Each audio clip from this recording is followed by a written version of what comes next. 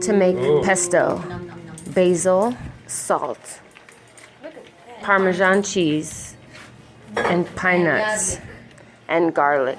Garlic without the heart. Here we have veal with sage and prosciutto, and pressed together. To make a veal sandwich. Yeah. And what is this called again? Veal, sage and prosciutto.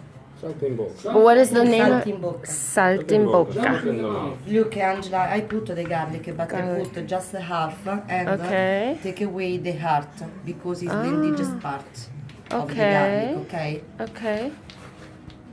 Perfect. So we're gonna need you to edit that.